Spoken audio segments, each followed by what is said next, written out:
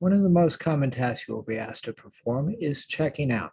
Checking out involves checking out items like books, journals, headphones to patrons. And here's how you go about doing this. First, under Common Tasks, you click on Checkout, and that will bring up a screen with two boxes, Identify User and Identify Item.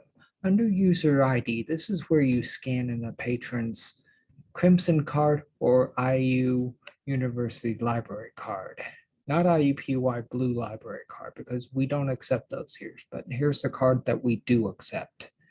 It's a white card. And what you do is you scan in their card. That'll bring up the patron's account, user ID, their name, their profile, and on the right side, the demographic information. Then after that, you scan in the item barcode, which is usually with books or journals, it's in the back. And you scan that right here. And then what you will see the title that was checked out, the call number, the item ID, and the date due. And then you can proceed to check out another item if necessary. Okay, in some cases, the patron does not have their Crimson card or library card. So what you do here is you can look up the ID, their name, their ID, their identification by clicking on this thing right up here. So and then you just you can type in their last name.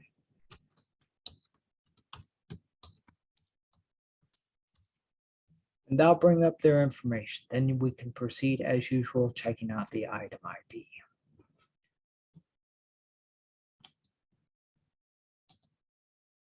In some cases, we will extend the due date. We'll give patrons a different due date. What we do here is we scan in their ID. Then under calendar here, we click on a special due date. Let's say that special due date is December 28th. And we click on OK. Then we type in the due date override, which will be given by your supervisor. And usually we click out for this checkout only. And then after that, we scan in the item ID, which would be the book or journal, or scan in the item ID, which would be the book, journal, or whatever. Then we check out the item to the user.